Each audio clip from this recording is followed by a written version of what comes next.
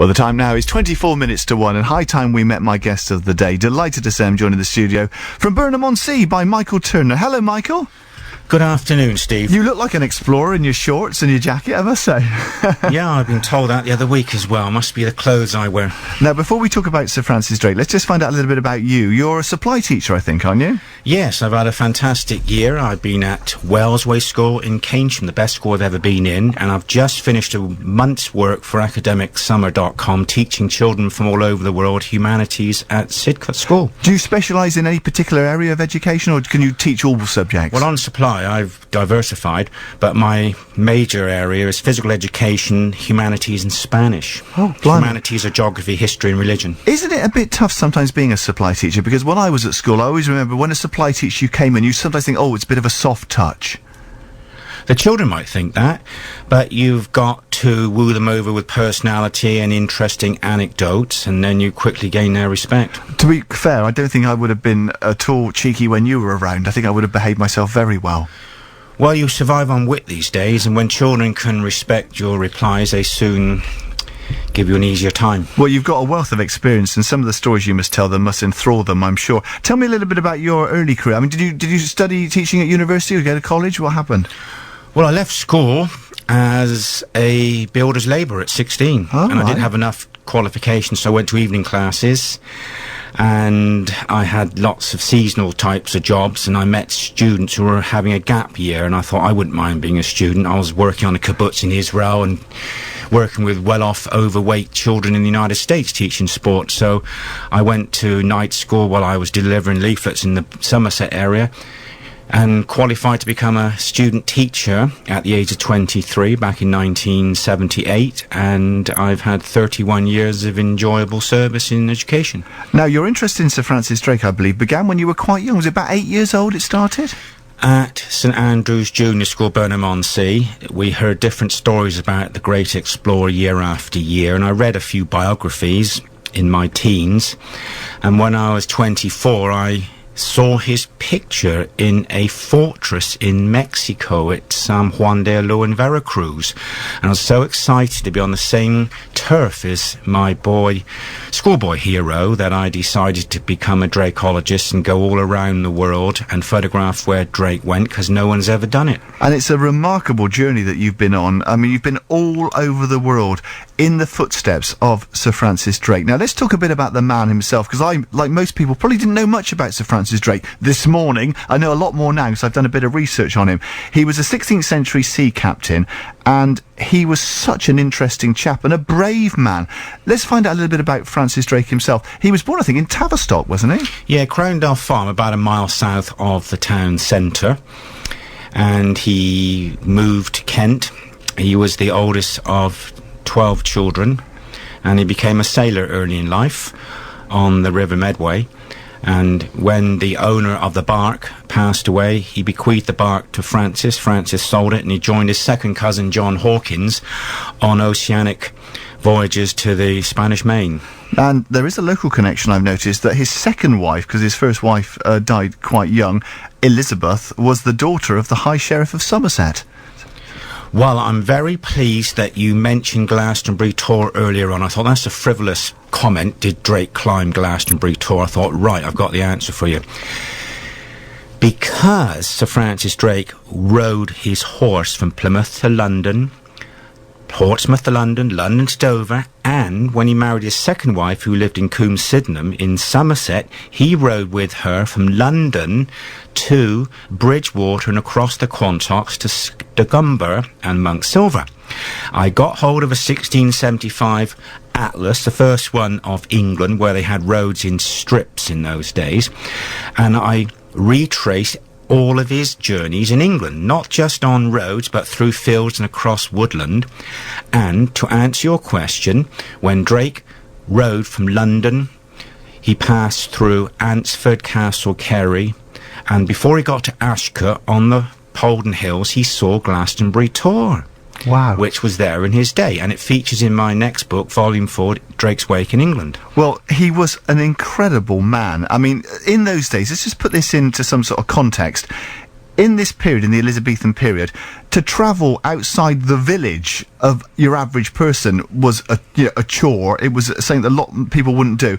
But to travel up and down the country and around the globe, I mean, he was the first Englishman to circumnavigate the globe, wasn't he? I mean, he really was. Everything he did virtually was done for the first time. Well, I was astonished when I retraced these roads in England. They were muddy tracks in some places, and there are 2 strips that remain unchanged, and I thought, gosh, you would have to have a lot of money, and you would have to walk miles. If you had a lot of money, you could have a horse. So you had to have money to be a traveller. But Drake reached 42 countries plus 4 modern overseas dependencies, and I've calculated he was the world's greatest traveller in the 16th century, and that's put a great burden on me. Yeah, and when you realised what he had to put up with, I mean, clearly a lot of his travelling was by sea, but nonetheless there were many occasions when he was turned back because of bad weather. Yes, he was commanding a fleet of 3 ships through the Strait of Magellan. One ship sunk in the Great Southern Ocean, and the other returned to England. They'd had enough. And he was utterly tenacious and fearless, to go back to what you were saying about him earlier. Yeah, and he must have been an incredibly strong personality. I was reading about well, they call it a mutiny, but he had a problem with a fellow sailor on board from the aristocracy, and he ended up having him beheaded, to lay down discipline on board. Yes, I've been to St. Julian Harbour in Argentina and been on the island where he beheaded Thomas Doughty because Doughty thought he had equal command over the ships and he was inciting division. And we'd like to actually do some excavation and see if we can find the graves of other men that died at that anchorage. And what's interesting to read, particularly about his early life, is this relationship with Spain. I mean, we forget the friction between England and Spain at the time. I was reading that King Philip II of Spain offered £4 million in modern money for Drake's life. I mean, he wanted him dead. Yes, but on the other hand, the Pope wished that Drake were a Catholic, and Queen Elizabeth were also a Catholic, because the Pope admired these 2 English figures. He had remarkable success quite early in his career, didn't he, with sort of plundering treasure from the Spanish, and ended up with an awful lot of it, which he took back to Elizabethan England. Well, that's a fascination of mine, because I've been to Panama 11 times, and I was the first person in the world, in the history world, to find where that ambush took place, where he robbed the Spaniards of millions of pounds worth of gold and silver and modern money. There were 190 mules, each one carrying 300 pounds of treasure. There were 35 French and English sailors accompanied by escaped black slaves that were Drake's friends, and Drake pulled off the most audacious robbery that had ever happened in English history up to that date, with what a great imagination to actually rob that mule train within 2.5 miles of its destination in the Panamanian rainforest and get away with it. Of course, the exasperating thing was he couldn't carry it all away. No, is it true they buried some of it? Yes, he had a lot of it buried, and we've been looking for it ever since. And near the area, they found a few months ago a silver bar weighing 8 kilos, which I was lucky enough to handle in Panama in May. So there is still an awful lot of that treasure still buried, still not known where it is. That's right. I've had pictures sent to me of treasure ranging from gold and pearl earrings to gold quoits and silver bars found in the area, because people have read my books, and when I go to Panama, people come up to ask me to sign their books, and they got their metal detector in the other hand, and they're using my books as stimulus for great Drake fieldwork. Well, I tell you, if someone uncovers that cache one day, they're going to have an incredible amount of treasure on their hands, aren't they? Yes, because although the Spaniards would have told the king they looked for it, they wouldn't have looked too much for it, because gold and silver was passing through every day in the dry season. So there's bound to be more gold and silver buried in the river, or the river to the east, or further east on Drake's journey back to his ship. And when Drake returned to Britain and met Elizabeth I, herself a remarkable character, she couldn't believe the amount of booty that he'd come back with. Drake was responsible after the world voyage for giving the Queen enough money to pay the country's financial expenses for 1 year. Yeah. What was his relationship like with her? I mean, did he meet her many times over? I mean, yes. He's clearly knighted by her, but... Yeah, when he was knighted by her, she summoned him to speak with her several times every day. He met her at least twice before the world voyage to get her support for it. And as the years went by, he would be invited to New Year's Eve, New Year's Day court, and he wrote books about his voyage to try and regain favour for his last voyage. He was clearly an incredible seaman. He first sailed to the Americas at the age of just 23. I mean, that was, you take your life in your hands sometimes going out across the Atlantic, don't you? Yes, he was in a fleet of ships, and one of the ships was a very old ship, the Jesus of Lubeck. It was creaking at the seams. It was one of the Queen's ships. But the English were very good at building galleons that were seaworthy. And when Drake came home from Panama with all that gold and silver, he invested it in building a ship called the Pelican, which we know now as the Golden Hind, which was sailed around the world, and which I'd like to uncover. So if Time Team's listening, it's buried under concrete at Convoy's Wharf in Deptford, and it's fortunately buried under waste ground, so it'll be very cheap to try and find it. Now, he has survived a few scrapes over the years. He nearly drowned on a few occasions, and I got the feeling that a cannonball went through his cabin on a ship on one occasion as well. Twice. In 1585, when he was off La Palma in the Canary Islands, a cannonball passed between his legs, so that went through the ship as well. So he was living on borrowed time. And on the last voyage, one cannonball was fired off San Juan de Puerto Rico, and it went through the cabin while they were having supper and killed a couple of people on board the ship. Quite incredible that he survived so long. And he was shot in the leg with an arquebus ball, and if people say, "Oh, how do you know if you find a coffin off Portobello, it's his?" Well, there's a lead ball inside it. I was also reading that he climbed a tree in the central mountains of Panama, which made him the first Englishman to see the Pacific Ocean because he could see it in the distance. Well, that's great extrapolation, actually. You've done your research very well, Steve. And I was thrilled to bits that at my tender age of 57 last February, 440 years to the hour, we hacked our way through the jungle and got to the top of Cerro Brewster, where Drake saw the two oceans at equidistance between the Pacific and the Atlantic Ocean. It was a thrill. I'd never thought I'd ever get there. You've got to explain why you decided to retrace his steps. It's all very well to admire a man and perhaps visit a couple of places associated with him, but to travel to virtually every place that he ever went to, I mean, it does border on the sort of manic, doesn't it? I mean, why did you decide to do that? Well, I've been travelling around the world ever since I was 20, and you read a guidebook, you got all these countries, you see another church, another temple, another tomb, another market day, another pyramid, and you talk to other travellers. But you're not above the thong. And when I saw Drake's picture at Veracruz, I thought that gives me the chance to do something different. And as time went by, I realised no one else was doing this. So I was putting pictures to Drake's life, which I hope to leave to the nation. I got 15,000 pictures of his life. And you mentioned the word obsessed earlier on, and I would say if I were a professor, you'd say I was highly specialised. My simple mission is I want to write a pictorial book of Francis Drake. I've written several volumes of a biography, but I'm saying to you, I have 24 volumes of pictures describing Drake's life. And if I say I'm going to put pictures to Drake's life, that's a simple statement. And I can't have missing links in the chain, irrespective of how important or insignificant a place will be. In fact, research is absolutely crucial to what you do, isn't it? Yes, I first of all read the general biographies and found what one author included as a place another would miss out. Then I was introduced to the Plymouth Museum, who sent me across to the Drake Navigators Guild in California, and I was introduced to the concept of primary sources.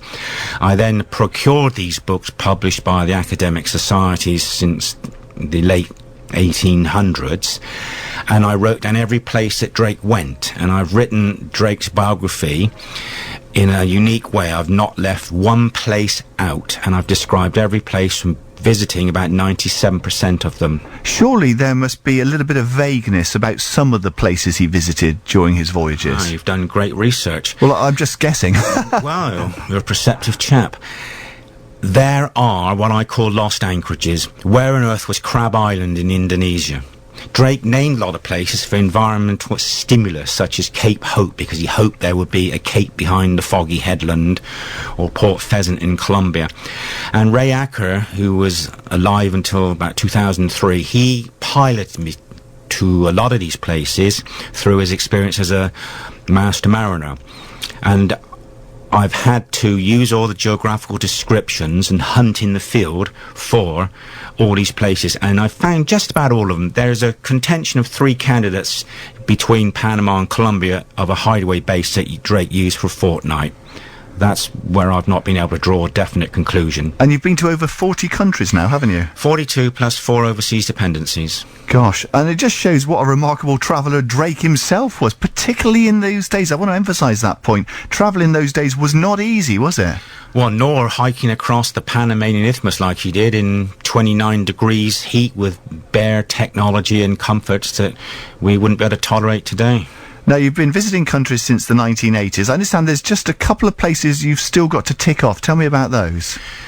Western Sahara is occupied by Morocco, and when I've been there twice, I've spent a lot of time and money which was wasted because no one would accept responsibility for taking me out in a fishing boat and letting me photograph Cape Bojdo and Cape Barbas. And of course Drake discovered Cape Horn, and getting down there is going to be costly. I would have to charter a yacht. I have taken part on several television programs. I've been on a couple of DVDs, and I'm doing some presentation work in October for a German company where they're going there, but they're not going to take me, unfortunately. Oh, you're going to get there in the end, though, aren't you? Well, I have to, because it's the only area that I've not really photographed that is significant. And what I mean significant, if the anchor's dropped, I've got to go there. If a place is seen in passing, it's not quite as vital. It is amazing what you've done, and let me just run through some of the things that have happened to you over the years. You dived 170 feet off the coast of Panama in a bid to see Drake's final resting place, because he died of dysentery, didn't he? Yes. And he was put in a lead-lined coffin. Is it true he had his armour on as well? Yeah, he wanted to die like a soldier. He would have had his armour and a ceremonial sword, so that's with him. So you were above his coffin then? The exact spot, in theory, yes, but the coffin could be under some alluvial mud. But we were in May, June, the closest divers ever to be where Drake is buried. Have there been any serious efforts to try and recover the coffin in the past? Back in the 1970s, Sidney Wignall looked, but he was too close to the shoreline. But I've been physically closer to Drake, along with Rene Gomez, than anybody else in the history of the world, and we're trying to encourage a TV documentary crew to help us look for the casket. Well, with the amount of countries you visited over the years, obviously you've had a few hitches along the way. You were jailed for 3 days in Guatemala. Tell me about that. Well, we had poor relations with that country in 1983 because Britain gave Belize their independence instead of giving Belize to Guatemala, so they had no time for me. And I was in jail for 3 days. You were bailed by the Swiss? Yes, that's right. And only 3 Christmases ago, the president of a West African country died, and the army took over in a coup, and I was deemed to be part of it, and I was arrested for 12 hours and locked into a concrete shed and made to sleep on the concrete floor. And the worst thing, Steve, when you're incarcerated overseas is no one knows what's happening to you. And this brings me on to saying I'm very keen to give slideshow lectures to organisations. They can contact me through my website, indrakeswake.co.uk. I love giving slideshow lectures and telling the world about Francis Drake. Because as you say, you've taken 15,000 photographs. Now tell me briefly, you almost lost an ear in a Switchblade attack in Colombia. Colombia is associated with drugs these days. It's a pretty dangerous country in places, isn't it? They'll blame us for providing the market for the drugs. I was strangled and my ear was half cut off with a switchblade, and I was robbed, and none of the witnesses were brave enough to testify because they lived in fear of the cartel and the thieves there. But I've had to keep going, and I'm a man that will take some risk if the prize is worth it. Yeah, and you almost drowned when your scuba diving equipment failed in the Pacific Ocean as well. No, that was off Portobello. Yeah, the mouthpiece came away from the regulator, and I was in black water holding a lead plate to put on the seabed to mark Drake's burial site 400 years to the day that he died and buried, and I had no air, and because I didn't panic, I could actually grope around in the darkness to find the spare demand valve. That was the closest I'd come to death. Your heart must have been pounding. Well, I did go to the church in Portobello and looked at the black Christ and said thank you for preserving my life to continue this work. Now, sadly, our time is nearly running out, but I want to mention your books, which you've alluded to a few times. Tell me about the books that you've produced. Well, down in Brixham and in Devon and Cornwall, they sell a booklet called Sir Francis Drake and the Golden Hind. We've sold 1,247 books up to last July, and they are very popular because they're about £4 each. They're laced with colour and they're written in a unique way, and the voyage around the world is tabulated. And I would be very pleased if listeners contacted me through my website if they wanted to know more about the books or Drake lectures for organisations in this area. Well, I'll give the website details in a moment. How do you think you'll feel when you finish, and you will finish this odyssey of yours and visit the last place? Oh, you seem to know me better than I know myself, because if I get to the last place, I could then have a soft life when I'm 95 years old by giving lectures on cruise liners, writing magazine articles, and giving advice and encouragement to young Drakeologists who hopefully will follow behind me with metal detectors and yachts. To be honest, Michael, you've already done more than enough to be a very, very credible cruise lecturer, I must say. Good luck with those last couple of places that you hope to visit. If people want more details, your website's packed with info, isn't it? It's www.indrakeswake.co.uk, and as you mentioned, you're available for lectures and people get details of your book on there. Well, I think it's the best website in the world. I've looked at all the others, and we've gone on to YouTube as well, and I'm really hoping that a lot of people will take an interest in Drake, not just the Drake story, but how someone like me can actually make history adventurous and going into the realms of the Indiana Jones character, because excitement can emanate from history. I think Drake would have been proud of you. Yes, I've got a copy of his will in my Drake office at home, and I'm not in it, and he would have written me in there if he knew I was coming up behind him. Well, that's one black mark against him. Many thanks, Michael. Real pleasure to meet you today. More details if you go to Michael's website, www.indrakeswake.co.uk. Thank you once again.